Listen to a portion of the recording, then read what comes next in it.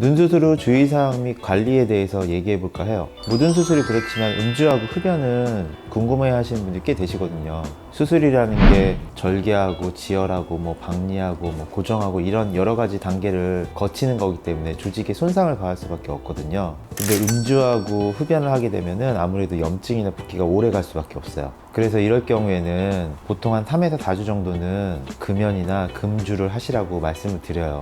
왜냐하면 붓기가 오래 지속이 되면은 아무래도 라인에 영향을 미칠 수가 있으니까요. 그리고 호박즙에 대해서도 많이 물어보세요. 호박즙 도움돼요. 이뇨 성분으로 인해 가지고 오줌을 잘 배출시키고 붓기도 빨리 가라앉히거든요. 호박즙은 뭐 특별하게 가리지 않고 아무거나 드셔도 되고요. 그리고 또 약국에 붓기 빠지는 약들 많이 팔거든요.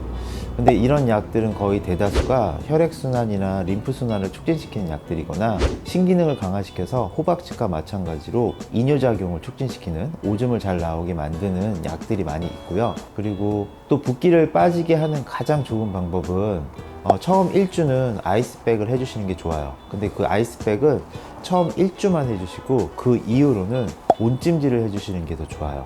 왜냐하면 아이스백은 초기 붓기를 잡는 데는 효과적이긴 하지만 그 이후의 붓기에는 크게 효과적이지 못하고요. 일주일 이후 그 이후의 붓기에 대해서는 온찜질을 하는데 그 온찜질을 하는 이유는 멍을 빨리 가라앉히고 혹시나 모르는 피 덩어리들 같은 것들을 빨리 용혈시키는 데 도움이 주기 때문에 그러세요. 또 근데 가장 중요한 거는 제가 볼 때는 뭐 가벼운 산책, 몸을 약간 움직이는 거, 뭐 걷는다든지 이런 것들이 신진대사를 촉진시키기 때문에 제일 중요한 것 같아요. 붓기를 빠지게 만드는데. 또 주의해야 할 수술 부작용들은 이건 약간 특수한 경우이긴 한데요. 항지혈제를 드시는 고령의 어르신들이 계시거든요. 특히 뭐 아스피린 같은 걸 얘기하죠. 혈압이 올라가는 일들을 조심하셔야 돼요.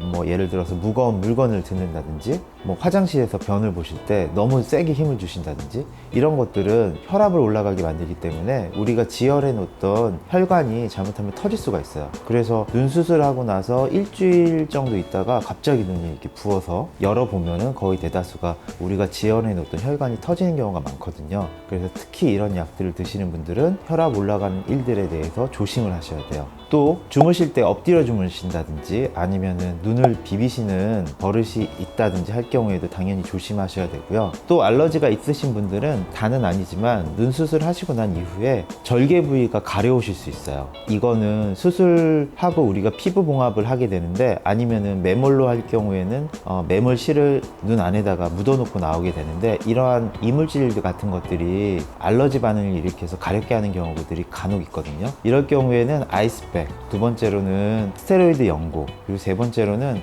항히스타민 같은 먹는 약들 이런 것들을 사용을 하면은 금방 가라앉으니까 너무 걱정하진 않으셔도 돼요.